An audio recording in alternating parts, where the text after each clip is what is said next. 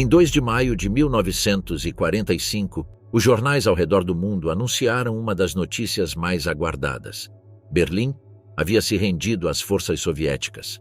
Esse evento foi uma indicação clara de que o Terceiro Reich estava entrando em colapso e a derrota das potências do eixo era iminente. Em poucos dias, as forças alemãs se renderam incondicionalmente tanto no oeste em 7 de maio, quanto no leste em 9 de maio. Como resultado, 8 de maio foi proclamado o Dia da Vitória na Europa, pondo fim a uma das ditaduras mais aterrorizantes da história. Essa é a versão oficial que conhecemos, a narrativa que celebramos e estudamos ano após ano. Mas o que teria acontecido se essa rendição nunca tivesse ocorrido? Que tipo de mundo teríamos herdado se as forças do Terceiro Reich tivessem prevalecido? Se a bandeira vermelha e preta da Alemanha nazista tivesse tremulado triunfante por todo o continente europeu, como o destino do mundo teria mudado? Este é um cenário que tem fascinado e perplexado historiadores por décadas. Para imaginar como o mundo seria hoje se Adolf Hitler e seu regime totalitário tivessem vencido a guerra, precisamos voltar a um ponto crucial da história e nos perguntar: o que teria acontecido se o curso dos eventos tivesse sido diferente? Como a ordem mundial teria sido reconfigurada sob a sombra do Terceiro Reich? Abril de 1945. A ressurreição inesperada do Reich em Berlim. Em abril de 1945, as ruas de Berlim, tomadas pela desolação e pelo caos, testemunharam uma reviravolta milagrosa nos acontecimentos da guerra que poderia ter mudado o destino da Europa. Após meses de ataques constantes, bombardeios e o avanço implacável do Exército Vermelho em direção à capital do Terceiro Reich, algo impensável acontece. As forças alemãs, à beira da aniquilação, parecem ressurgir das cinzas.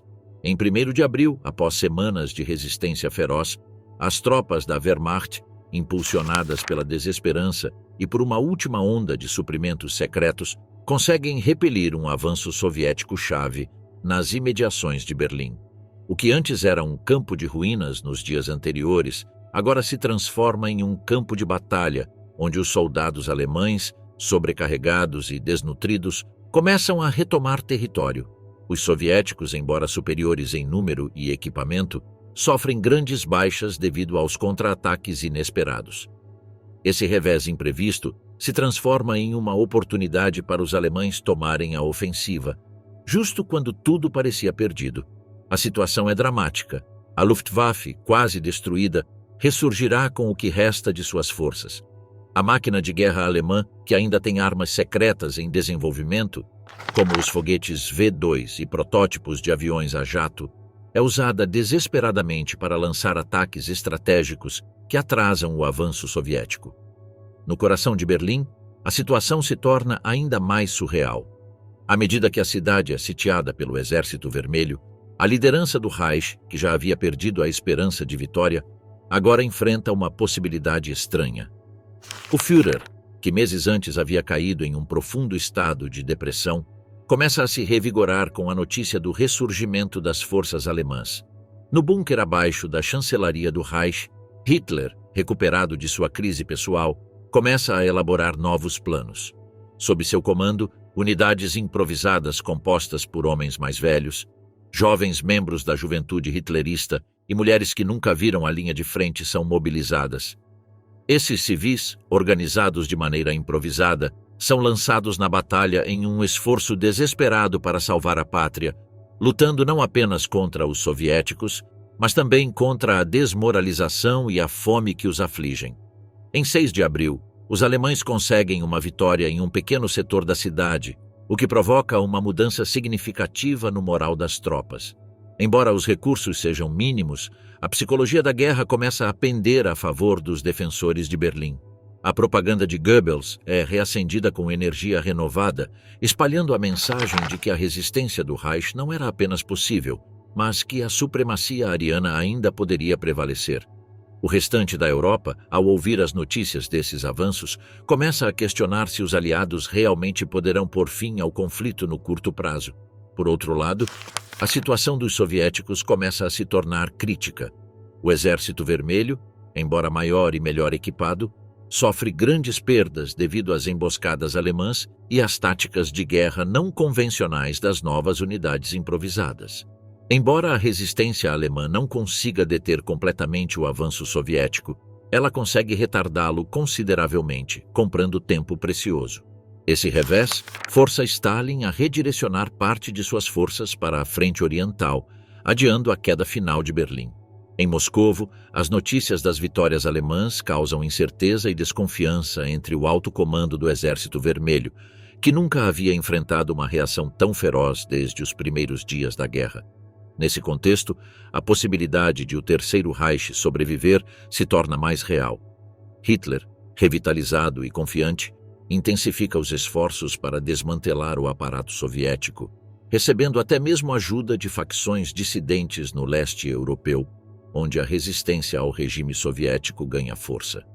A Europa ocupada pelos nazistas, apesar de seu sofrimento, começa a olhar para o futuro sob o controle do Reich com novos olhos, enquanto as divisões alemãs no leste se preparam para um segundo ataque. À medida que a primavera de 1945 avança, o Terceiro Reich parece estar vivendo o que muitos considerariam um milagre. Em 9 de abril, os últimos remanescentes do Exército Vermelho são forçados a recuar, e Berlim, ainda sitiada, resiste mais uma vez. Hitler, sabendo que o momento de sua vitória chegou, não hesita em reafirmar seu poder sobre um continente devastado. Em sua mente, o antigo sonho de uma Europa dominada pelo Reich está mais perto do que nunca. O fracasso dos aliados na Normandia e suas consequências. O colapso da ofensiva ocidental. Em 6 de junho de 1944, os aliados realizaram um dos desembarques mais ambiciosos da história militar. A Operação Overlord, destinada a libertar a Europa do controle nazista ao invadir a Normandia. A costa francesa se tornou o cenário de uma das batalhas mais sangrentas da Segunda Guerra Mundial. No entanto, o que começou como um ousado e grandioso ataque para abrir uma segunda frente na Europa, rapidamente se transformou em um desastre militar que poderia ter mudado o rumo da guerra. Enquanto soldados americanos, britânicos, canadenses e franceses tomavam a praia, a resistência alemã foi muito mais feroz do que o esperado. Apesar de sofrerem pesadas perdas nos primeiros dias do desembarque, os aliados conseguiram estabelecer uma cabeça de praia no território europeu. Mas a situação logo começou a se tornar desesperadora. A falta de suprimentos, o ritmo lento dos avanços e o constante assédio das forças alemãs atrasaram significativamente a penetração no interior da França. O que parecia ser uma ofensiva rápida transformou-se em uma luta sangrenta por cada cidade e cada quilômetro conquistado. Ao final de 1944, os aliados enfrentavam um caos logístico sem precedentes. As linhas de comunicação estavam severamente comprometidas pelos constantes ataques da Luftwaffe e pelas forças terrestres alemãs. Nos céus da Normandia, a força aérea alemã, embora diminuída, conseguiu resistir ao avanço dos caças aliados, enquanto no solo, as forças da Wehrmacht, reforçadas por novas unidades de elite e equipamentos pesados, pararam qualquer tentativa de avanço rápido. De fato, a famosa rota de suprimentos, que havia sido estabelecida para abastecer as forças aliadas, foi constantemente interrompida, afetando gravemente o moral e a eficácia dos soldados. A situação atingiu seu ponto crítico no final de novembro de 1944.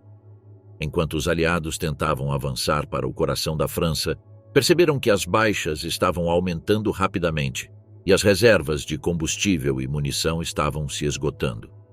Na frente ocidental, uma armadilha mortal havia sido montada, uma enorme massa de tropas aliadas, presa em um cerco logístico, lutando na escuridão por cada grão de comida, cada bala e cada peça de equipamento essencial para sua sobrevivência.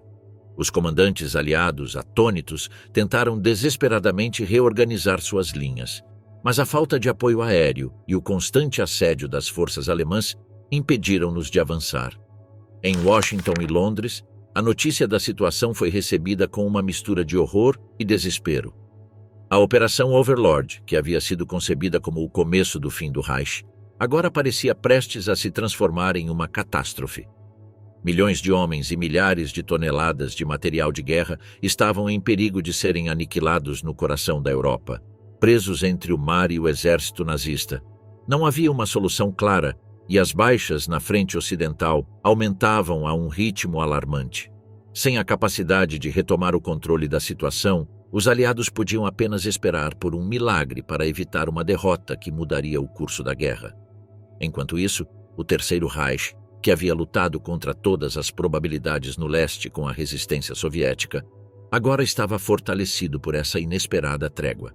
A vitória alemã na Normandia não apenas adiou a queda de Berlim, mas também permitiu ao Terceiro Reich se reorganizar, reforçando suas linhas de defesa nas frentes oriental e sul. As forças alemãs, que em muitas frentes já estavam na defensiva, encontraram uma nova oportunidade para consolidar suas posições. Ao final de 1944, a guerra estava em um estado de total incerteza.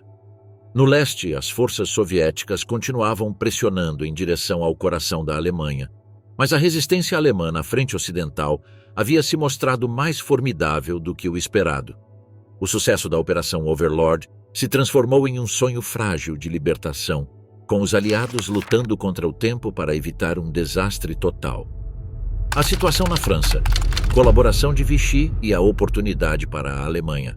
À medida que as tropas alemãs avançam pelo território francês após a falha dos aliados em Normandia, a França se vê à mercê das forças do Terceiro Reich.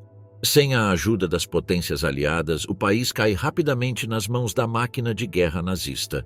Esse avanço relâmpago não só dá à Alemanha uma vantagem tática crucial, mas também permite restabelecer suas linhas de suprimento, reforçar suas forças com novos recrutas e assegurar territórios-chave. Neste cenário, o governo colaboracionista de Vichy, sob a liderança do Marechal Pétain, desempenha um papel crucial na consolidação da vitória alemã.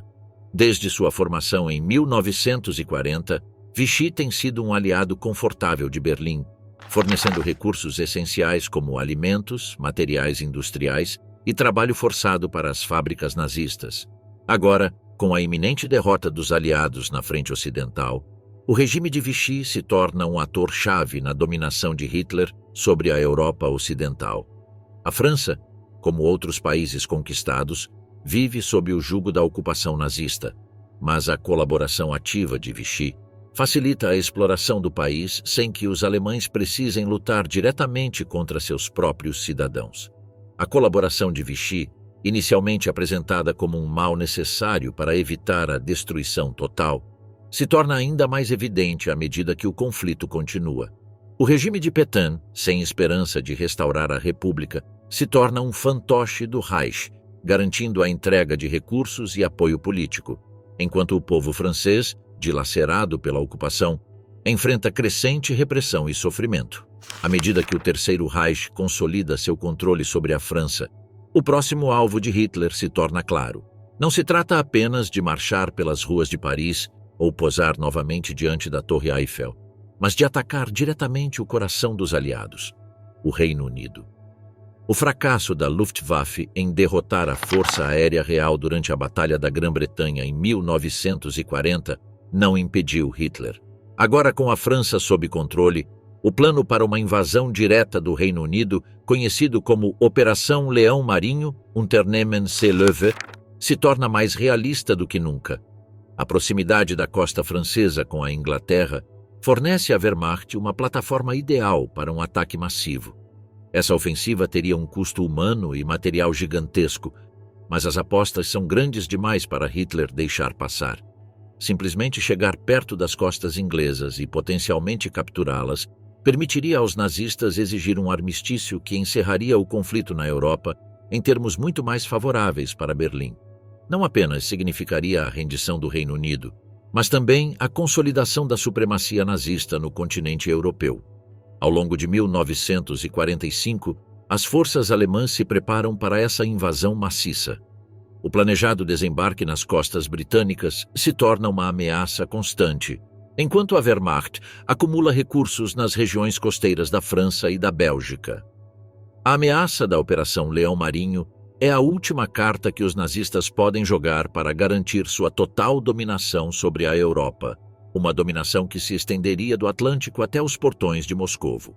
À medida que as notícias dos avanços alemães na Europa Ocidental se espalham, a pressão social nas potências aliadas começa a crescer. O cansaço da guerra se torna um sentimento generalizado nos países que lutam desde 1939. As famílias de soldados mortos, as dificuldades econômicas e a constante ameaça de derrota fazem com que as pessoas exijam o fim do conflito. Nos Estados Unidos, no Reino Unido, na União Soviética, na China e na França, a opinião pública se torna um fator decisivo para os líderes políticos. Os sacrifícios humanos e materiais que os aliados fizeram ao longo dos anos já não parecem justificar uma guerra que continua a se arrastar. À medida que os aliados lutam em múltiplas frentes, seus recursos se esgotam e o moral da população diminui. Em Washington, Londres e Moscovo, os governos estão cada vez mais sobrecarregados com o crescente descontentamento social. Greves, protestos e manifestações de exaustão se multiplicam, enquanto as baixas entre os soldados continuam a aumentar. Esse ambiente de desespero e rendição reflete-se na atitude dos líderes das potências aliadas. À medida que a situação se torna insustentável, representantes das principais potências começam a considerar a possibilidade de um armistício com a Alemanha. Hitler, percebendo essa mudança no equilíbrio de poder, usa a iminente ameaça da Operação Leão Marinho e sua vitória na Normandia como uma forma de pressionar os líderes aliados. Em uma virada dramática, a pressão social, combinada com a incapacidade dos aliados de alcançar uma vitória decisiva, leva finalmente a um armistício entre as potências ocidentais e o Terceiro Reich. Essa rendição negociada marca o fim da Segunda Guerra Mundial, mas sob termos muito diferentes daqueles ensinados pela história tradicional. Nesse cenário alternativo, Hitler vence, garantindo a continuidade do Terceiro Reich, e a Europa cai sob a dominação nazista por gerações. Esse armistício, que põe fim ao conflito na frente ocidental, permite à Alemanha consolidar sua dominância sobre grande parte da Europa, incluindo França, Países Baixos, Bélgica e além. Com a pressão dos aliados quebrada e a supremacia nazista estabelecida, o futuro do continente está selado sob o jugo do Terceiro Reich, enquanto as potências aliadas, exaustas e derrotadas, são forçadas a viver sob a sombra de uma nova ordem mundial. Consequências de uma vitória alemã, uma nova ordem mundial. O que acabamos de descrever pode parecer um pesadelo, mas é uma das possibilidades mais aterradoras neste exercício hipotético. Se o Terceiro Reich tivesse prevalecido na Segunda Guerra Mundial, as consequências para a humanidade teriam sido profundas, começando com uma reconfiguração completa do poder global. Em um mundo onde as potências do eixo saem vitoriosas, a estrutura do poder internacional teria sido completamente alterada. A derrota do Terceiro Reich em 1945 representou não apenas o colapso de uma das mais aterradoras ditaduras da história, mas também o fim de um sistema imperialista europeu que dominara os séculos anteriores. A chegada da Guerra Fria, com os Estados Unidos e a União Soviética emergindo como superpotências, foi um resultado direto da derrota do eixo. No entanto, se Hitler tivesse vencido, essa reconfiguração não teria ocorrido. Sob a dominância da Alemanha nazista, a velha estrutura de potências imperiais teria se tornado obsoleta. Potências como a França e o Reino Unido, que ainda eram atores globais dominantes no início do século XX, teriam sido reduzidas a meros jogadores secundários em um mundo controlado pelo Reich. A Alemanha não só teria consolidado seu controle sobre a Europa, mas teria surgido como a principal potência global, com seus tentáculos se estendendo por todos os continentes. Embora potências emergentes como os Estados Unidos, a URSS e a China desempenhassem algum papel nessa nova ordem, elas permaneceriam à sombra da Alemanha nazista. O poder militar de Berlim, reforçado por décadas de supremacia tecnológica e territorial, teria esmagado rapidamente qualquer desafio. A Alemanha nazista teria consolidado sua posição como a grande potência do século XX e, além, impedindo qualquer reconfiguração que pudesse ter dado origem a um mundo multipolar. Ciência e tecnologia, sob o domínio nazista. Um dos aspectos mais fascinantes de uma vitória alemã é o impacto que ela teria sobre o desenvolvimento científico e tecnológico. Durante a Segunda Guerra Mundial, a Alemanha já estava na vanguarda em diversos campos, desde a física nuclear até a tecnologia de mísseis. Se o Terceiro Reich tivesse vencido, esses avanços não só teriam se multiplicado, como também teriam sido usados para consolidar ainda mais o poder da Alemanha. O caso dos cientistas alemães capturados pelos Estados Unidos no final da guerra é bem conhecido. Através da Operação Paperclip, milhares de cientistas, engenheiros e técnicos alemães foram trazidos para trabalhar para os americanos em projetos nucleares e espaciais. Esse esforço, entre outros, foi fundamental para a liderança tecnológica dos Estados Unidos durante a Guerra Fria. No entanto, em um cenário alternativo onde o eixo saísse vitorioso, esses avanços científicos não seriam compartilhados entre potências rivais, mas permaneceriam nas mãos da Alemanha. A criação de uma bomba atômica alemã não é mera especulação. Com os recursos da Europa sob seu controle e os avanços científicos acelerados pela guerra, é altamente provável que os nazistas tivessem desenvolvido suas próprias armas nucleares, possivelmente com a suástica como símbolo em vez da bandeira americana. O poder nuclear alemão poderia ter alterado não apenas o equilíbrio militar, mas também o equilíbrio político global. No setor espacial, o Terceiro Reich não ficaria atrás. Com uma indústria de guerra já avançada e uma infraestrutura científica crescente, a Alemanha poderia ter lançado seu próprio programa espacial no meio do século XX, colocando satélites em órbita muito antes dos Estados Unidos ou da União Soviética. De fato, a astronáutica e as tecnologias de mísseis alemãs poderiam ter sido os precursores dos avanços tecnológicos que, na história real, levaram à exploração espacial. O avanço da tecnologia de submarinos também teria continuado sem restrições. Os U-boats, já uma ameaça formidável para as forças aliadas, teriam recebido inúmeras melhorias. Novas gerações de submarinos alemães poderiam ter dominado os oceanos, tornando quase impossível qualquer tentativa de bloqueio econômico ou militar contra o Reich. O Holocausto sem controle externo. Horrores sem testemunhas internacionais. Se o Terceiro Reich tivesse triunfado, os horrores do Holocausto não só teriam continuado, como também teriam atingido dimensões ainda mais apocalípticas. Sem a intervenção das forças aliadas e sem a liberação dos campos de concentração e extermínio, o genocídio dos judeus, ciganos, deficientes físicos e outros grupos considerados indesejáveis teria sido levado às suas últimas consequências, com um alcance global sem precedentes na história.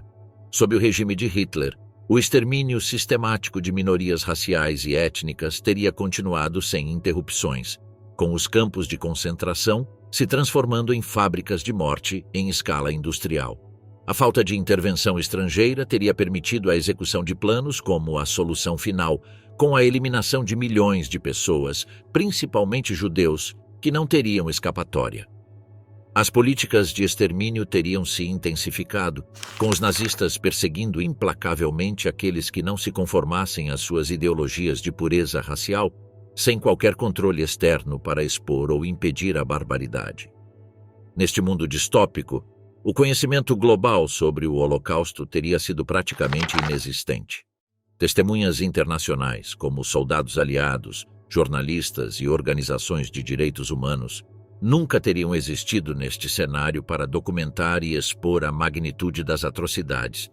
O que hoje conhecemos como um dos maiores crimes da história humana provavelmente teria permanecido um segredo sombrio, escondido atrás da cortina de ferro da propaganda nazista. Valores racistas legitimados e sem julgamentos de Nuremberg. Em um mundo onde a Alemanha emergisse vitoriosa, os valores racistas do nazismo não apenas perdurariam, mas seriam legitimados e defendidos em muitos países da Europa. A ideologia do Terceiro Reich, centrada na supremacia ariana e no extermínio ou subjugação das raças inferiores, encontraria um terreno fértil em nações como Itália, França, Hungria, Croácia e Romênia, que já compartilhavam sentimentos antissemitas e racistas. A criação de uma nova ordem europeia, sob a liderança de Berlim, encorajaria a adoção de políticas semelhantes em outros países, onde a colaboração com o regime nazista não seria apenas uma questão de sobrevivência, mas uma escolha ideológica aceita. Em países como a Croácia ou Österreich, Áustria, A colaboração com os nazistas e a implementação de programas de extermínio, como o assassinato de judeus, ciganos e outros grupos, já estavam presentes durante a ocupação alemã. Sem a derrota da Alemanha nazista, esses métodos seriam normalizados e estendidos, possivelmente se tornando políticas oficiais em muitos desses países. Além disso, a falta de derrota para o Terceiro Reich significaria que não haveria os julgamentos de Nuremberg ou qualquer outra forma de justiça internacional. Aqueles responsáveis por crimes de guerra, atrocidades contra a humanidade e execuções em massa teriam ficado impunes. O mundo, em vez de aprender com a barbaridade do nazismo, provavelmente testemunharia a normalização desses crimes em tratados internacionais, com uma negação de responsabilidade pelos genocídios que marcaram um dos períodos mais sombrios da história. Sem julgamentos, sem condenações e sem a visibilidade que a história posterior nos concedeu, o Holocausto poderia simplesmente ser mais uma das atrocidades que caracterizaram o século XX, sem o peso moral e legal que o termo agora carrega. Mudanças culturais e linguísticas. A Alemanha como exemplo europeu. Em um cenário onde o Terceiro Reich não só venceu a guerra, mas também estabeleceu uma dominação duradoura sobre toda a Europa, as mudanças culturais e linguísticas seriam drásticas. Para consolidar sua supremacia, é altamente provável que a Alemanha não só mantivesse o controle político, mas impusesse sua língua, costumes e valores sobre os outros povos europeus. O alemão se tornaria a língua universal, da diplomacia, dos negócios e da educação. O Reich não se limitaria a impor sua língua, mas reestruturaria as sociedades dentro de uma estrutura autoritária e fascista, com controle absoluto sobre a cultura e a identidade nacional dos países ocupados. As ideias totalitárias nazistas permeariam todos os aspectos da vida social, desde a educação até a expressão artística. Qualquer forma de resistência intelectual ou artística que desviasse dos valores impostos pelo regime seria reprimida, e artistas, filósofos e intelectuais que se opusessem seriam perseguidos. Nesse contexto, uma grande parte dos intelectuais, artistas e cientistas da Europa, particularmente aqueles com ideias progressistas, provavelmente teria sido forçada a emigrar para as Américas, buscando refúgio em países como os Estados Unidos ou na América Latina.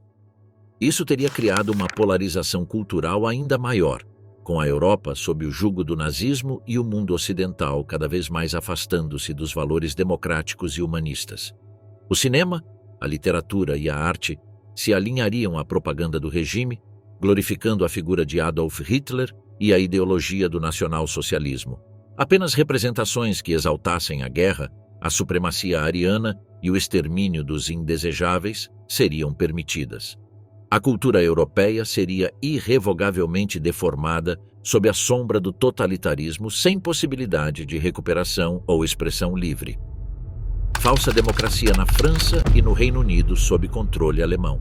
No caso de uma vitória alemã, a influência da Alemanha nazista se espalharia rapidamente por toda a Europa, e as potências derrotadas, como a França e o Reino Unido, seriam forçadas a viver sob um regime controlado pelos nazistas, embora com uma fachada de autonomia para evitar a resistência popular e pressões internas.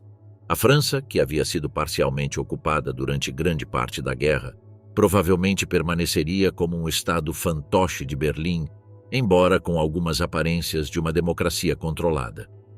O Reino Unido, não tendo sido diretamente invadido, poderia ser tratado de maneira semelhante, com um regime colaboracionista, mas sem perder completamente sua identidade nacional. Embora à superfície esses países pudessem manter um sistema parlamentar ou eleitoral, sua democracia seria totalmente falsa. Os líderes desses países seriam nada mais que marionetes da máquina nazista. Seriam forçados a seguir as diretivas de Berlim em quase todos os aspectos. As políticas seriam ditadas pelo coração do Terceiro Reich, garantindo que, embora o país pudesse ter instituições democráticas superficiais, as decisões cruciais estariam nas mãos de Hitler e de seu círculo mais próximo. A França, em particular, poderia ser organizada como uma zona de influência, com um governo fantoche promovendo a ideologia nazista e forçando a população a se adaptar a novas leis, restrições e normas raciais impostas pelos ocupantes. Os nazistas, como fizeram em outras regiões, buscariam reestruturar a sociedade de acordo com seus próprios interesses, eliminando a resistência, reeducando a população e assimilando ou eliminando minorias étnicas e religiosas consideradas indesejáveis. Por outro lado, o Reino Unido, permanecendo parcialmente livre devido à sua localização geográfica, poderia servir como uma espécie de zona neutra, mas ainda sob a constante ameaça de invasão ou de um governo indiretamente controlado por Berlim. Tensões sociais, políticas e econômicas provavelmente se intensificariam à medida que a população britânica testemunhasse a crescente opressão nos países vizinhos, como França e Bélgica, e a imposição de um sistema totalitário por todo o continente.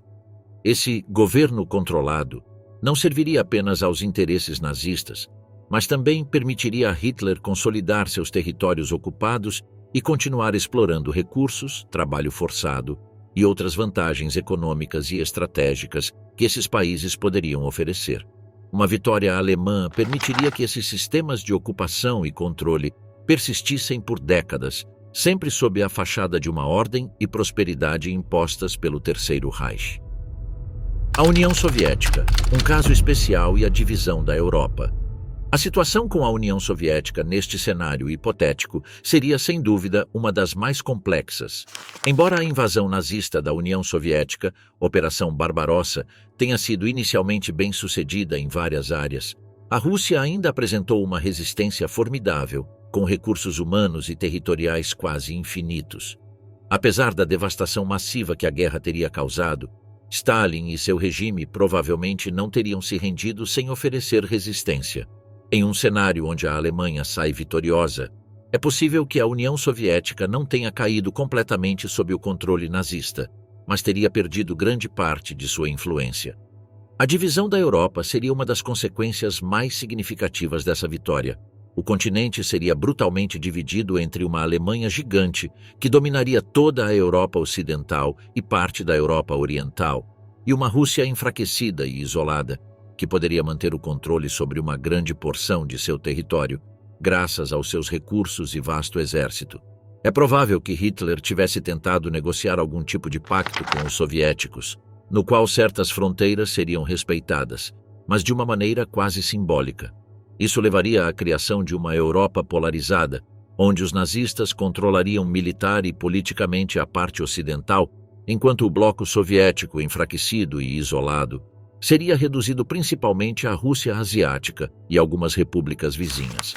No entanto, o conflito entre ambos os blocos provavelmente teria sido inevitável, já que as tensões ideológicas e territoriais teriam permanecido constantes.